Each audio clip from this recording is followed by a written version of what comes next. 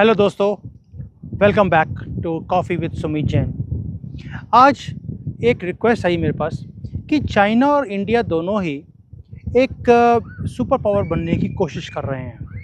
China बहुत हद तक वहाँ पहुँच चुका है, फिनिशिंग लाइन के बहुत पास में है, बट इंडिया भी वहाँ पर बहुत तेज़ी से चल रहा है जब से मोदी जी आए हैं।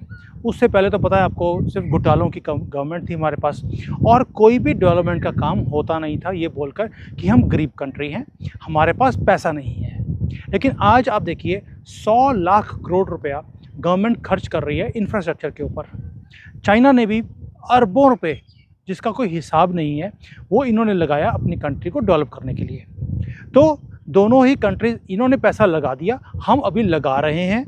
और मैंने गडकरी जी की एक बात सुनी थी, वो कहते हैं कि 24 तक हमारा इंफ्रास्ट्रक्चर अमेरिका के बराबर होगा या उससे ऊपर होगा। चाइना ने ऑलरेडी अमेरिका से बेटर अपना इंफ्रास्ट्रक्चर बना लिया। तो क्वेश्चन ये आता है कि चाइना और इंडिया दोनों में से अभी दोनों इमर्जिंग इकोनॉमीज़ हैं और दोनों का जो एक मिशन है या विजन है कि हमने ग्लोबल पावर बनना है। इंडिया बोलता है हमने विश्व गुरु बनना है। विश्व गुरु का मतलब ये नहीं है कि हमने सुपर पावर बनना है, लेकिन हमारा ये है कि हम एक डेवलप्ड कंट्री बनेंगे और हम अपना भी ध्यान रखेंगे। और जो बाकी के जो कंट्रीज़ हैं, जैसे ग्लोबल साउथ है, जिनको कोई सुनता भी नहीं है, कोई उनके बारे में सोचता भी नहीं है, हम उनके बारे में सोचेंगे भी। पर चाइना का पॉलिसी थोड़ा सा डिफरेंट है। ये सुपर पावर बनना चाहते हैं और सोल सुपर पावर बनना चाहते हैं। तो फ़र्क नहीं पड़ता, हर एक आदमी की अपनी अपनी सोच होती है, अपने अपने ड्रीम्स होते हैं। क्वेश्चन ये नहीं है कि ये क्या बनना चाहते हैं, क्वेश्चन ये है कि इंडिया और चाइना दोनों में से अगला सुपर पावर कौन बनेगा। सॉरी, थोड़ी सी पीछे कंस्ट्रक्शन हो रही है, दो बिल्डिंग में थोड़ी सी नॉइस आ रही है, बट आई एम ट्राइंग, मैंने लगाया वो इंस्ट्रूमेंट इस वॉइस को कम करने के लिए, but please bear with me. अब देखिए कि चाइना और इंडिया दो बहुत बड़ी इकोनॉमीज़ हैं, बहुत बड़ी कंट्रीज़ हैं। दोनों की पॉपुलेशन आप जानते हैं 1.4 बिलियन लोगों की पॉपुलेशन ईच है। We are almost like you can say 30 to 40% of world's population. और हमारी कंट्री जो इंडिया है, उसमें तो जो हमारी पॉपुलेशन है वो यंग पॉपुलेशन भी है, इनकी थोड़ी सी एजिंग पॉपुलेशन है। But let's see in details में, पॉइंट बाय पॉइंट जो मेरे पास दिमाग में है कि इंडिया और चाइना कैसे आगे चल रहे हैं और दोनों में से कौन आगे पहले निकलेगा। पहली बात ये देखते हैं कि दोनों कंट्रीज़ ने प्रोग्रेस करी है, ये तो हम जानते हैं, लेकिन दोनों कंट्रीज़ में एक अप्रोच है वहाँ पहुँचने के लिए, एक ट्रेजेक्ट्री है, वो बहुत डिफरेंट है। चाइना की जो ट्रेजेक्ट्री थी वो थी ऐसे, जैसे रॉकेट जाता है ऊपर, बहुत तेज़ी से इन्होंने 25-30 साल में तरक्की करी। अब आप कहेंगे कि इंडिया की तरक्की तो बहुत ही स्लो है। मैं ये कहूँगा कि 2014 के बाद हमने भी रॉकेट की तरह अपनी स्पीड पकड़ी है। आप देखिए डेवलपमेंट, जो हमारे इंफ्रास्ट्रक्चर अभी बना है इंडिया में, जो बिजनेसेस खड़े हुए हैं, जो हमारी छवि है पूरे वर्ल्ड में, वो भी एक रॉकेट की तरह ही इंक्रीज़ हुई है। उससे पहले हमें कोई सीरियसली लेता भी नहीं था इंडिया को, लेकिन अभी आप देखिए हर एक कंट्री, इवन यूनाइटेड नेशंस के अंदर ये सुना जाता है कि मोदी जी क्या बोलेंगे, जयशंकर जी की स्टेटमेंट क्या आने वाली है, इनका स्टैंड क्या होगा वर्ल्ड के इंपॉर्टेंट फैक्टर्स जो मुद्दे होते हैं, जैसे अभी यूक्रेन का वॉर था, तो इंडिया का स्टैंड क्या है, इंडिया क्या बोलेगा, क्या हमें बताएगा और किस किस साइड लेगा, ये बहुत इंपॉर्टेंट बन गया है। सो सबसे पहला जो पॉइंट जो डिस्कस करने का है वो है इकोनॉमिक ग्रोथ। चाइना ने बहुत ज़्यादा रैपिड अपनी economic growth for the last, अब यू कैन से 30 ईयर्स इन्होंने देखी है, इन्होंने एंजॉय करी है। बट इन्होंने सिर्फ ग्रोथ को एंजॉय नहीं किया, देखा नहीं है, लेकिन इन्होंने उसको मेंटेन भी रखा। ये 12%, 14% की भी इनकी ग्रोथ जो है हर साल आई है, कई सालों में आई है, और 10% से ऊपर तो इन्होंने बहुत सावा साल इन्होंने निकाले हैं, देखे हैं, जिसके कारण तरक्की भी इन्होंने बहुत तेज़ी से करी। इनकी जो इकॉनमी थी वो इनका जो फोकस था वो एक्सपोर्ट के ऊपर था ज़्यादा, ना कि अपने कंट्री के इन हाउस कंजम्पशन के ऊपर। इन्होंने पूरे दुनिया की फैक्ट्रीज यहाँ लगा दी, पूरे दुनिया का माल यहाँ बनाना शुरू कर दिया। कई ऐसे सेक्टर्स हैं जहाँ पे 90-95% जो है लोगों की, दुनिया की डिपेंडेंस चाइना के ऊपर हो गई। और जब इन्होंने ग्रोथ देखी तो इन्होंने इमीडिएटली समझ लिया कि अगर हम ग्रोथ कर रहे हैं, अभी पैसा आ रहा है, इसको इंफ्रास्ट्रक्चर पे लगाइए। जैसे हमारी इनकम्स आती हैं तो हम भी सोचते हैं कि यार इनकम आ रही है, इसको कोई अच्छी जगह पे लगा लो। तो इन्होंने इंफ्रास्ट्रक्चर, के ऊपर बहुत ज़्यादा इन्वेस्ट किया और उसके कारण इनकी जो इकॉनमी थी वो भी राइज़ करी। जैसे गडकरी जी कई बार कहते हैं, मैं सुनता रहता हूँ उनको, उन्होंने बोला कि America is not rich because they have money, they are rich because their infrastructure is good. So on the other hand, जब हम इंडिया की ग्रोथ स्टोरी देखते हैं या इकोनॉमिक ग्रोथ देखते हैं, वो थोड़ी सी स्लो रही है। हमने कभी भी 10% को टच नहीं किया। और लेकिन हमने देखा है कि जो ग्लोबल, जैसे अभी ये कोविड आया या यूक्रेन का वॉर आया, तो लेकिन हमारे पास एक स्ट्रेंथ ऐसी है इन हाउस कि हम इस सारे चीज़ों को झेल लेते हैं। चाइना नहीं झेल पा रहा आज की डेट में। चाइना की इकॉनमी हिली पड़ी है बुरी तरह से, एक्सपोर्ट्स बंद हैं क्योंकि इनकी इकॉनमी एक्सपोर्ट बेस्ड थी और ये हिल गए हैं। इनकी फैक्ट्रीज बंद हो रही हैं, इनको समझ नहीं आ रहा कि हम क्या करें। दैट मीन्स जो इंडिया की इकॉनमी है, जो इकोनॉमिक ग्रोथ है, वो स्लो बेशक है, लेकिन हमारा जो इंफ्रास्ट्रक्चर है वो बनाया हुआ है हमने आत्मनिर्भरता की तरफ, कि हमने अपने आप को सेल्फ रिलायंट पहले बनाना है, हम दुनिया के ध्यान बाद में करेंगे। चाइना ने दुनिया के बारे में सोचा, सेल्फ रिलायंस बाद में सोची, हमने उल्टा काम किया। तो ये फ़र्क बहुत बड़ा है। सेकेंडली, चाइना ने प्रोडक्ट्स बनाए, हम सोच रहे हैं हमारा फोकस है सर्विसेज की तरफ, टेक्नोलॉजी की तरफ, आईटी की तरफ, सॉफ्टवेयर डेवलपमेंट की तरफ, जो हमारी इकॉनमी को आगे लेके जा रहे हैं। चाइना ने प्रोडक्ट्स मीन्स हार्ड प्रोडक्ट्स के बारे में बात करी, हमने नहीं किया भाई। हमने दुनिया की बाल्टियाँ नहीं बनाई, हमने चम्मच नहीं बनाए दुनिया के लिए, हमने प्लास्टिक की आइटम खिलौने नहीं बनाए। ये काम चाइना ने किया। हम काम कर रहे हैं उन सेक्टर्स पे जो कि फ्यूचर के लिए इम्पोर्टेंट है, और मोदी जी की शायद ये विज़न जो है, ये चाइना से हमें बिल्कुल अलग करती है। तो ये यू कैन से हमारा कोई कंपटीशन इन चीज़ों में नहीं है। ये अपना जो काम कर रहे थे वो कर रहे हैं, हम अपना कर रहे हैं। दूसरा पॉइंट, पॉलिटिकल सिस्टम्स। अब देखिए चाइना के अंदर क्या है, एक सेंट्रलाइज्ड अथॉरिटेरियन पॉलिटिकल सिस्टम है। ऊपर एक आदमी बैठा है, उसने जो बोल दिया सारी कंट्री को वो करना पड़ेगा। वो सही है नहीं सही है कोई मुद्दा ही नहीं है। अब 3 साल इन्होंने लॉकडाउन लगाया बिकॉज शी जिनपिंग ने बोला कि नहीं लॉकडाउन लगेगा, अदरवाइज आप मर जाओगे। अब देखिए एकदम से इन्होंने लॉकडाउन भी खोल दिया और कोई प्रॉब्लम भी नहीं है, जबकि 3 साल से घरों के अंदर बोल्ट कि बाहर से सील किया हुआ था घरों में कि आप घर से बाहर निकल नहीं सकते। उसके कारण क्या हुआ, इनकी इकॉनमी को धक्का लगा है और बड़ी बड़ी कंपनीज ने सोचा कि भाई ये तो कभी भी कुछ भी बंद कर सकते हैं, यहाँ से निकलो। और ये निकल के अब कंट्रीज़ लाइक इंडिया, जो एक डेमोक्रेटिक कंट्री है, जहाँ पे एक मल्टी पार्टी सिस्टम है, ऑपोजिशन को बोलने का हक है, आप प्रोटेस्ट कर सकते हो, गवर्नमेंट की पॉलिसी के अगेंस्ट बोल सकते हो, यहाँ पर ऐसा नहीं है। सो यहाँ पर लेकिन एक फ़ायदा भी है चाइना का।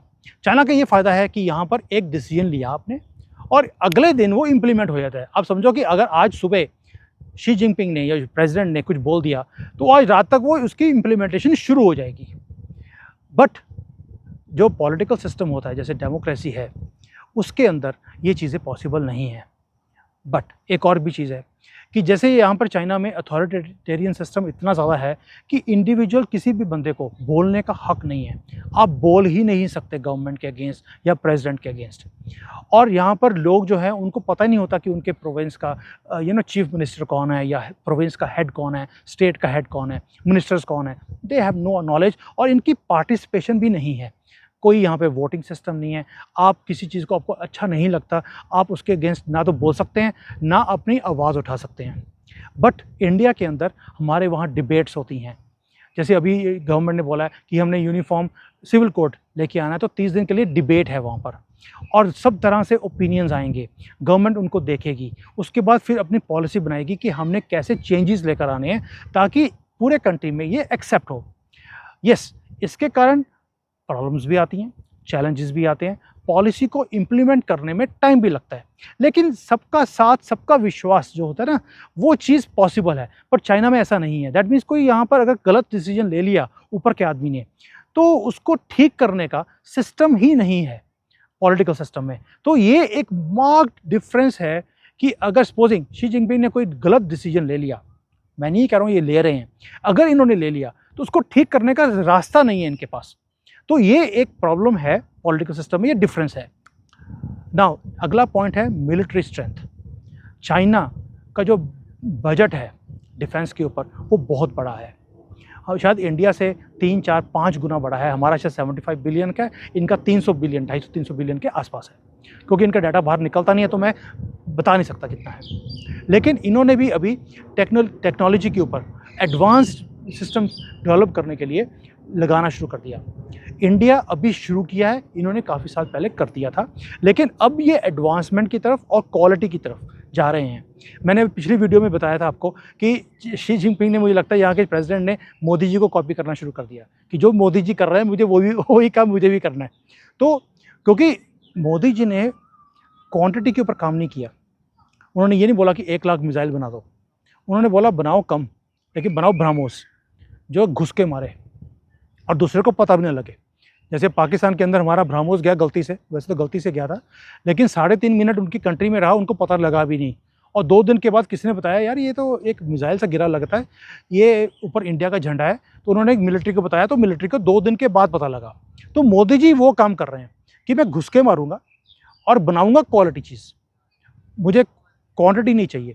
चाइना ने क्वांटिटी पे काम किया कि हमने दुनिया के लिए बनाना है, हम बेचेंगे, इनका बिका नहीं क्योंकि वो मॉडर्न नहीं था, वो रिलायबल नहीं था। तो अब इन्होंने जाकर ये समझा है कि हमें भी एडवांस्ड वेपन सिस्टम्स को बनाना है और अपनी जो मिलिट्री की जो कैपेबिलिटीज़ हैं उसको इंक्रीज़ करना है, उसको एक्सपैंड करना है, नॉट ओनली फॉर चाइना। वो ये अभी आप देखिए स्पेस के अंदर भी मिलिटराइजेशन करते जा रहे हैं। साइबर जो क्राइम्स होते हैं या जो हमारी हैकिंग होती है उसमें चाइना बहुत आगे है।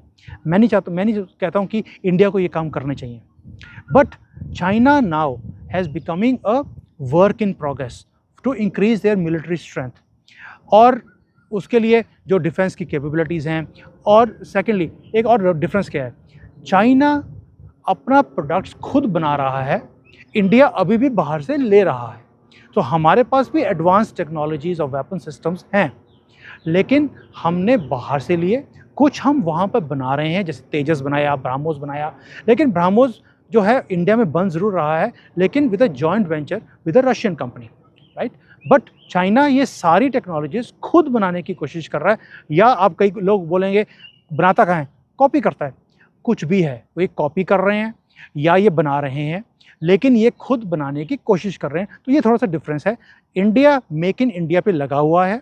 अभी मोदी जी जाएंगे यूएसए में, वहाँ से काफ़ी टेक्नोलॉजीज़ लेके आने वाले हैं। इवन जो हमारे जेट इंजन हैं वो भी इंडिया में बनने शुरू हो जाएंगे। सो ये वहाँ पे हम पहुँच रहे हैं, लेकिन with the help of others. China ने ये काम खुद किया है, कहीं कहीं इन्होंने जॉइंट वेंचर्स किए हैं, बट मोस्टली इन्होंने कॉपी किया या खुद डेवलप किया, ये वहाँ पहुँचे हुए हैं। नाउ एक और चीज़ में जहाँ पे डिफरेंस है, या जहाँ पर दोनों कंट्रीज़ आप समझिए आजू बाजू चल रही हैं इस चीज़ में, वो है अपने रीजन में इन्फ्लुएंस को क्रिएट करना। अब देखिए चाइना ने अपना इन्फ्लुएंस एशिया में काफ़ी बढ़ाया है, एशिया के अंदर भी, अफ्रीका के अंदर भी। मैंने अभी एक वीडियो भी बनाया था अफ्रीका के ऊपर, आप जाके देख सकते हैं कि कैसे चाइना ने अपनी पुलिस को 40 से ज़्यादा कंट्रीज़ में बिठा दिया है अफ्रीका के अंदर। आपने सुना होगा एक न्यूज़ कि इवन अमेरिका में, यूरोप में, कनाडा में इनके पुलिस स्टेशंस हैं जो उनके कंट्री को भी पता नहीं था कि उनके कंट्री में पुलिस स्टेशंस चाइना ने बना दिए, वहाँ पे कंट्रोल करने के लिए अपनी पॉपुलेशन को भी। सेकेंडली अगर कोई चाइना के अगेंस्ट बोलेगा उसको उठा के ले जाते हैं और उसका क्या सॉफ्टवेयर अपडेट करते हैं मुझे बताने की ज़रूरत नहीं है। सो चाइना में और इंडिया में जो ये एक इनिशिएटिव है कि मुझे, जैसे इंडिया का इनिशिएटिव है कि हमने जो अपने नेबरिंग कंट्रीज़ हैं, नेबर्स फर्स्ट, हमने सारे नेबर्स एक्सेप्ट पाकिस्तान, हमने सबके साथ अपने रिलेशंस को अच्छा रखा है। उनके अंदर प्रोजेक्ट्स किए हैं, हम इंफ्रास्ट्रक्चर के डेवलपमेंट्स कर रहे हैं वहाँ पर, और उनको हेल्प कर रहे हैं कि वो हमारे ग्रोथ के साथ वो भी ग्रो करें। तो उसके कारण हमारी स्ट्रेंथ बढ़ती है। चाइना ने ये काम अफ्रीका में, लैटिन अमेरिका में, सब जगह पर किया है। उन्होंने नेबर्स के साथ दोस्ती नहीं करी, सबके साथ इनका लड़ाई है, सारी कंट्रीज़ के साथ जो नेबरिंग कंट्रीज़ हैं। इंडिया का ऐसा नहीं है। तो हमने हमेशा जो है हमारी पॉलिसी का नाम था act east. Act east policy का मतलब है जो साउथ ईस्ट एशियन कंट्रीज़ हैं, जहाँ पे थोड़ा सा चाइना ने निगलेक्ट किया उनको, क्योंकि वहाँ पे उसने बोला कि साउथ चाइना सी सारा मुझे बिलोंग करता है, तो उसके कारण उसकी लड़ाई सारी कंट्रीज़ के साथ हो गई। और एक सेइंग भी है, दुश्मन का दुश्मन दोस्त। तो हमने वो सारी कंट्रीज जो चाइना की दुश्मन बनी हुई थी, तो हमने उनके साथ अपने रिलेशन रखे। तो हमारे 2 चीज़ें हैं, एक है जो एक्ट ईस्ट पॉलिसी है हमारी कि साउथ ईस्ट एशियन कंट्रीज़ के साथ जो चाइना को घेरती हैं उन सब के साथ हमने रिलेशंस बहुत अच्छे रखे। और दूसरा, हमने अपने नेबरहुड में, अपने आसपास में सब जगह पे अपने रिलेशंस बहुत अच्छे रखे हुए हैं। तो ये एक डिफरेंस है चाइना की पॉलिसी में और हमारी पॉलिसी में। जो जो एक डिफरेंस है, जो एक अगर सुपर पावर की बात करें तो उसमें ये बहुत इंपॉर्टेंट फैक्टर प्ले करती है। एक मैंने और चीज़ नोट करी है, वो है हमारी डिप्लोमेटिक एंगेजमेंट्स। आप देखिए चाइना ने ज़ोर ज़बरदस्ती वाली पॉलिसी अप्रोच उसने रखी हमेशा अपनी इंटरनेशनल डिप्लोमेसी में। तो जैसे यूनाइटेड नेशंस है, डब्ल्यूएचओ है, जो बड़ी-बड़ी ऑर्गेनाइजेशंस हैं, उसके अंदर चाइना की से बहुत ज़्यादा है। इन्होंने वहाँ पर क्या किया, क्या नहीं किया, मैं अगेन उस डिटेल्स में नहीं जाता। लेकिन जैसे अभी अपने कोविड के चक्कर में देखा कि जो डब्ल्यूएचओ है, वो ये बोलने से भी कतराता है कि कोविड चाइना से ओरिजिनेट हुआ। वो तो हमें पता ही नहीं, कहाँ से हुआ है। अब यूनाइटेड नेशंस के अंदर भी जैसे टेररिस्ट होते हैं पाकिस्तान के, उसको हम लोग बोलते हैं कि इसको डिक्लेयर करो, ये पाकिस्तान के जो टेररिस्ट हैं, चाइना उसको ब्लॉक कर देता है। तो जो बड़ी ग्लोबल नेटवर्क्स हैं, वहाँ पे जो नैरेटिव्स क्रिएट किए जाते हैं, वो सारे के सारे चाइना ने अपने इंटरेस्ट के साथ अलाइन कर लिए। तो जितने भी ये फोरम्स हैं, मल्टीनेशनल या मल्टीलैटरल फोरम्स हैं, उसके अंदर उसने अपने आप को एक ग्लोबल लीडर की तरह बिठा लिया है और अपनी से बना ली है। आपको जानकर भी हैरानी होगी कि जो बड़ी इंस्टीट्यूट्स हैं, जैसे आप हार्वर्ड इंस्टीट्यूट ले लीजिए, जो है ये बड़ी-बड़ी यूनिवर्सिटीज़ हैं, उसके अंदर चाइना ने इतनी अपनी धाक बनाई हुई है कि वहाँ पर चाइनीज़ कंपल्सरी कर दिए, you have to learn Chinese, और वहाँ पे कोर्स है, नॉट फोर्सफुल, बट वहाँ पे कोर्स शुरू कर दिए उन्होंने। दिस इज़ द माउंट कि वहाँ पर आप चाइना के अगेंस्ट बोल भी नहीं सकते, इतनी पकड़ है इनकी। बट हमारी जो इंटरनेशनल डिप्लोमेसी है, वो थोड़ी सी डिफरेंट है। हम थोड़ा सा कॉन्शियस होकर चलते हैं, हम फोर्सफुल वाली बात जो पॉलिसी है वो नहीं करते। हमने प्रायोरिटाइज ये नहीं किया कि पूरी दुनिया हमारी है, हमने सबके ऊपर राज करना है, हमने जी सुपर पावर बनना है और सबको हमारी बात सुननी पड़ेगी, ऐसा नहीं है। हम बड़े कॉशियसली चल रहे हैं कि हम सबको साथ में लेके चलेंगे, लेकिन सबसे पहले दुनिया के बारे में सोचने की बजाय हम पहले सोचते हैं कि इंडिया फर्स्ट, और दूसरा हम सोचते हैं कि जो हमारे रीजन है, जो साउथ का पूरा रीजन है, हमारे नेबरर्स हैं, जो छोटे-छोटे कंट्रीज़ हैं, जिसको कोई सुनता नहीं है, हम उनके इश्यूज़ को बड़े प्लेटफ़ॉर्म्स पे लेकर जाएँ और हम सबका जो इकोनॉमिक कोऑपरेशन है, वो सारे इकट्ठे मिलके हम लोग कोऑपरेट करें और ग्रो करें। आप भी ग्रो करो, हम भी ग्रो करते हैं। चाइना बोलता है मैं ग्रो करूँ, बेशक मुझे उसके लिए कुछ भी करना पड़े। ये बहुत बड़ा फ़र्क है। और जो हमारी डिप्लोमेसी है, आप देखिए जयशंकर जी हैं या मोदी जी हैं, उनके जो रिलेशनशिप है पूरे वर्ल्ड में सराहे जाते हैं। इनके जो कमेंट्स होते हैं पूरे वर्ल्ड में वायरल हैं। आपने कभी भी चाइना का कोई ऐसा चीज़ वायरल होती हुई सुनी नहीं होगी। तो ये डिप्लोमेसी जो है उसके अंदर इंडिया बहुत आगे है। तीसरा है हमारी डेमोग्राफिक डिविडेंड। तो अभी आपने सुना होगा कि जो चाइना की पॉपुलेशन है वो काफ़ी एजिंग पॉपुलेशन हो गई है, जबकि इंडिया की यंग पॉपुलेशन है और ग्रोइंग पॉपुलेशन है। हमारी एवरेज जो है 27-28 है, इनकी 38-39 है। और मुझे लगता है कि जैसे मैं यहाँ देखता हूँ, इनकी एवरेज 38-39 से भी ज़्यादा होगी, जिसके कारण इनके पास वर्क फोर्स नहीं है अब लोग बूढ़े होते जा रहे हैं और जो फैक्ट्रियों में काम करने वाले लोग हैं वो कम हैं, फील्ड्स के अंदर काम करने वाले बंदे मिलते ही नहीं हैं। तो इसलिए जो हमारी यंग पॉपुलेशन है, ये हमारी आगे जाकर जो हमारी इकोनॉमिक ग्रोथ होगी और जो हमारी एक वर्क फोर्स की जो प्रोडक्टिविटी है, वो जो हमारी दिखेगी, जो चाइना ने 30 साल पहले देखा था वो अब हम देखेंगे। तो इंडिया की जो डेमोग्राफिक जो हमारी वो है स्ट्रक्चर है, वो चाइना से बहुत बहुत बेटर है। और चाइना, जैसे मैंने बताया आपको, एक एजिंग पॉपुलेशन है, जो लेबर फोर्स है वो कम होती जा रही है क्योंकि लोग पढ़ते जा रहे हैं। तो जो पढ़ लिख गया वो अब लेबर का काम तो करेगा नहीं, जिसके कारण इनको फैक्ट्रियों में काम करने वाले लोग भी कम मिलते हैं। और चाइना ने भी बोल दिया कि भाई नहीं मिलते ना सही, हम मॉडर्नाइजेशन की तरफ जाएंगे ताकि रोबोटिक्स आ जाएँ, मशीनों पर काम हो। तो they are going into those things. But इनकी जो इकोनॉमिक ग्रोथ है और प्रोडक्टिविटी है फ्यूचर में, वो इफ़ेक्ट होने वाली है इन चीज़ों के कारण, और आप समझ सकते हैं इसको। तो ये जो मेजर मैंने 4-5 पॉइंट्स बताए आपको कि ये डिफरेंसेस हैं और ये छोटे पॉइंट्स नहीं हैं, जिसके ये वो चीज़ें हैं जिसके बेस आप समझ लीजिए ये पिलर्स हैं आपको एक विश्व गुरु या सुपर पावर बनाने के लिए। और इस पे अभी आज की डेट में इंफ्रास्ट्रक्चर में शायद चाइना का पलड़ा हमारे से थोड़ा सा भारी है, इसमें कोई शक नहीं है। लेकिन जब बाकी की चीज़ें देखते हैं उसमें इंडिया का पलड़ा बहुत भारी है आज की डेट में चाइना के बदले में। और दूसरा, इंडिया को सारे लोग ट्रस्ट की नज़र से देखते हैं। Everybody sees India as a trusted country. और मोदी जी जब भी कहीं जाते हैं वो कहते हैं, क्या आप जिसके साथ रिलेशन बना रहे हो आप उसको ट्रस्ट कर सकते हो? क्या अपनी टेक्नोलॉजी को आप ट्रांसफ़र कर सकते हो बिना देखे? क्या आप ट्रस्ट करते हो इंडिया को? अगर करते हो तो अपनी टेक्नोलॉजीज़ को लेके आइए, हम यहाँ पे बनाएंगे आपके लिए भी और दुनिया के लिए भी। लेकिन चाइना के साथ वो ट्रस्ट फैक्टर नहीं है, जिसके कारण इनको टेक्नोलॉजीज़ अब मिलनी बंद हो गई हैं। तो दोस्तों, आपने देखा पूरी वीडियो में मैंने आपको इंडिया की स्ट्रेंथ्स और वीकनेसेस बताई मेजरली, चाइना की स्ट्रेंथ्स और वीकनेसेस बताई, और दोनों की एक यूनिक स्ट्रेंथ्स हैं, लेकिन दोनों के पास यूनिक चैलेंजेस भी हैं। जैसे डेमोक्रेसी में हमारे पास कुछ चैलेंजेस भी हैं, लेकिन उसके फ़ायदे भी हैं। तो ये दोनों जो चीज़ें हैं, ये हमें सुपर पावर के स्टेटस तक लेके जाने के लिए बहुत बहुत इम्पॉर्टेंट है। चाइना की इकोनॉमिक ग्रोथ है, इसकी स्ट्रेंथ है, इसमें कोई शक नहीं है। इनका एक दबदबा है मैन्युफैक्चरिंग सेक्टर में, इसमें कोई शक नहीं है। लेकिन इनकी जो सेंट्रलाइज्ड डिसीजन मेकिंग है, उसने इनको राइज़ भी कराया, इसमें भी कोई शक नहीं है। लेकिन उसके कई प्रॉब्लम्स भी हैं। अब इंडिया के साथ क्या है कि इंडिया की जो हमारा डेमोक्रेटिक सिस्टम है, उसके कारण हमने क्या किया, हमने सेंट्रलाइज़ नहीं रखा, हमने डिसेंट्रलाइज़ कर दिया। और जो डिसेंट्रलाइज़ करने से क्या हुआ कि हर एक जो स्टेट है, जो प्रोविंस है हमारा, उसके अंदर हर एक डिस्ट्रिक्ट है, हमारी नज़र हर चीज़ के ऊपर है। हमने ये नहीं किया चाइना की तरह कि 15-20 सिटीज़ को डेवलप कर दिया, बाकी का पूरा हमने ध्यान ही नहीं दिया। ऐसा नहीं है, हमने डाइवर्स इकोनॉमी को बनाया अपना, उसको हमने पूरे कंट्री में फैला दिया। अभी G20 हो रहा है इंडिया में, आपको हैरानी होगी, 200 सिटीज़ में G20 की मीटिंग हो रही है। चाइना तो हैरान रह गया कि इंडिया के अंदर 200 सिटीज़ भी हैं जहाँ पर G20 की मीटिंग हो सकती है। चाइना के अंदर 15-20 सिटीज़ है सिर्फ, जहाँ पर G20 की मीटिंग होगी या हो सकती है। तो ये एक बहुत बड़ा फ़र्क है। और लास्टली, जो डेमोग्राफिक एडवांटेज है आज की डेट में, वो हमारे लिए बहुत बड़ी अपॉर्चुनिटी बनने वाला है। कई लोग बोलते हैं कि इंडिया की पॉपुलेशन बहुत ज़्यादा है, लेकिन ये एक फ़ायदे की चीज़ है आज की डेट में, क्योंकि पूरे दुनिया में एजिंग प्रॉब्लम बन गई है। उनकी पॉपुलेशंस कम होती जा रही हैं, उनके पास वर्क फोर्स नहीं है जो कि हमारे पास है। सो दोस्तों देखो, दोनों कंट्रीज़ उस लेवल पर हैं जहाँ पर ये आगे शूट कर सकती हैं। लेकिन हमारे जो इंटरनल जो हमारे इश्यूज़ हैं, हमारे एक्सटर्नल इश्यूज़ भी हैं, जैसे पाकिस्तान है, चाइना के साथ भी हमारे बॉर्डर पे थोड़े से इश्यूज़ हैं, या हमारा ट्रेड का इम्बैलेंस है। ये एक ऐसे चैलेंजेस हैं जो हमें फेस करने पड़ेंगे।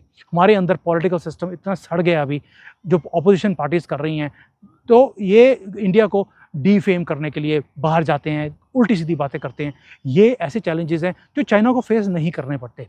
लेकिन अगर हम दोनों, जैसे चाइना ने एक सस्टेन्ड डेवलपमेंट के ऊपर काम किया लंबे टाइम पर, इंडिया भी उसी टाइम फ्रेम के ऊपर काम करता रहे, हम वहाँ पहुँच जाएंगे और इनसे जल्दी पहुँचेंगे। जितना टाइम इन्होंने लगाया, हमने बहुत कम टाइम पे वहाँ पहुँच जाना है। चाइना की आज एक वॉइस बनी है पूरे वर्ल्ड में आफ्टर 30 ईयर्स, हमारी तो 9 सालों में बन गई। मोदी जी ने कोई ऐसा मैजिक किया है कि आज हमें दुनिया देखती है, सुनती है और हमारे ओपिनियंस को इम्पोर्टेंस देती है। सो अगर आप मुझे पूछेंगे कि आज की डेट में जल्दी से जल्दी सुपर पावर अगला कौन बनेगा, I am not speaking because I am a Indian. जब मैं एक फेयर ओपिनियन दे रहा हूँ आपको दोनों साइड का, तो मुझे ऐसा लगता है, seeing the trust with the world has on China, on India, sorry not China, on India, India is going to become the next super power very very soon. और ये आप देखेंगे अगले 4-5 साल में, जैसे ही हमारी इकोनॉमी 5 ट्रिलियन को क्रॉस करेगी, अभी रिसेंट डाटा था कि हम 3.7 को क्रॉस कर गए हैं, और अगले साल हम 4 ट्रिलियन को क्रॉस कर जाएंगे 25 तक। मेरा अपना ओपिनियन है कि जैसे जैसे हमारे यहाँ पे जैसे लिथियम मिल गया और भंडार मिलते जा रहे हैं, तेल मिल गया अभी अंडमान निकोबार में, जैसे जैसे रिसोर्सेज मिलते जा रहे हैं, ऊपर वाले की कृपा भी इंक्रीज होती जा रही है, दुनिया की फैक्ट्रीज हमारे पास आनी शुरू हो गई हैं, हम 25 या 26 तक हम 5 ट्रिलियन को क्रॉस कर जाएंगे। उसके बाद आप देखेंगे जैसे ही हम 3rd लेवल पर पहुंचेंगे इकोनॉमीज़ में, इंडिया वर्ल्ड में, आप देखेंगे हमारी जो वैल्यू है वो सुपर पावर से कम नहीं होगी। सो दोस्तों, you should be proud, we are on the brink of becoming a superpower. We are not reached there, but we are reaching there very very quickly. So thank you so much. आप सब एक ही काम पे लग जाओ कि ये 5 trillion की इकॉनमी हमने जल्दी से कैसे पूरी करनी है। ये जो रिलीजन को डिवाइड करके हमने एक दूसरे को डिवाइड किया हुआ है, ये नॉर्थ साउथ का हमने डिवाइड है, ये ईस्ट वेस्ट का डिवाइड है, इसको ख़त्म करना पड़ेगा। अगर हमने विश्व गुरु बनना है, हमें एक ही चीज़ करनी है, जो हमारे अंदर ये लड़ाई झगड़े हैं ना, जो इसको ख़त्म करके हम एक ही काम करें कि जैसे यूपी है, यूपी और महाराष्ट्र के अंदर एक लड़ाई है, लड़ाई नहीं है, एक कंपटीशन है कि पहला $1 ट्रिलियन का जीडीपी में ग्रोथ कौन देगा, कंट्रीब्यूशन कौन देगा। योगी जी बोलते हैं सबसे पहले मैं करूंगा, महाराष्ट्र बोलता है मैं करूंगा, गुजरात भी लगा हुआ है कि $1 ट्रिलियन की जीडीपी में जो कंट्रीब्यूशन है वो हम करेंगे। जब स्टेट्स आपस में ऐसा हेल्दी कंपटीशन करेंगे कि मुझे तुमसे आगे निकलना है, तो इंडिया आगे निकलेगा। और यही चीज़ चाइना ने पिछले 30 साल में देखी। तो दोस्तों, thank you so much for watching. Please share this with people so that everybody, ये चिंगारी मैं शुरू कर रहा हूँ एक डायरेक्शन देने के लिए कि इंडिया आगे कैसे बनेगा। मेरा एक ही मकसद है, मेरा मकसद ये नहीं है दिखाना कि चाइना कितना ग्रेट है, they are great in something, they are not great in something, but मेरा भारत महान, ये हम बचपन से सुनते आ रहे हैं, लेकिन अब टाइम आ गया उसको प्रैक्टिकली बनाने का कि मेरा भारत महान और ये धरती सोना उगले। हम सुनते थे बचपन में, हमने गाने सुने हैं कि मेरी धरती सोना उगले। अब सोना उगाने का और क्रिएट करने का टाइम आ गया। Let's join hands in this mission. ये दिए से दिया जलाएं, हम लोगों को जगाना शुरू करें। एक सिंपल एग्जांपल देता हूं मैं आपको। जब मैं इंडिया में आता हूं तो किसी रेस्टोरेंट में गए तो वो कहता पेमेंट, तो जनरली मैं देखता हूं लोग पेमेंट करते हैं कैश में। मेरे कई दोस्त हैं जिनके रेस्टोरेंट्स हैं, वो जैसे ही कैश आता है वो बिल को फाड़ देते हैं, उसके अंदर जीएसटी होता है, वो जीएसटी उनकी जेब में जाता है। मैं कभी भी वहाँ पर बिल जो है वो मैं हमेशा पेमेंट या तो कार्ड से करूँगा या पेटीएम से करूँगा, मैं कभी कैश नहीं देता। बिकॉज जब आप पेटीएम से पेमेंट करते हैं या क्रेडिट कार्ड से पेमेंट करते हैं, उससे क्या होता है कि वो बिल फाड़ नहीं सकता, उसको वो जमा करवाना पड़ेगा गवर्नमेंट में, क्योंकि वो पक्के की वो रसीद होगी एक तरह से। जब आप ऐसे काम करेंगे उससे हमारी इकॉनमी 5 ट्रिलियन अवश्य पहुँचेगी। और यहाँ पर चाइना में यही है, हर पेमेंट ऑनलाइन है। मीन्स आपको यहाँ पर भी जैसे इनका वीचैट से पेमेंट होती है या अलीपे से पेमेंट होती है, कैश चलता ही नहीं है यहाँ पर। उससे इकॉनमी बढ़ती जा रही है, 2 नंबर की इकॉनमी नहीं होती। ऐसा नहीं है कि हमारी इकॉनमी सिर्फ $3 ट्रिलियन की है, हमारी इकॉनमी हो सकता है 6 ट्रिलियन की ऑलरेडी हो, लेकिन 2 नंबर में बहुत बड़ा एक फैक्टर है, उसको 1 नंबर में करेंगे हम पहुँच जाएंगे। और जैसे ही 5 ट्रिलियन को क्रॉस करेंगे, we will become a super power. Thank you sir, thank you for watching and be part of this revolution. Keep watching. अगले वीडियो में मैं और एक ऐसा ही कंपैरिजन इंडिया और चाइना का लेकर आऊँगा। Thank you. जय हिंद।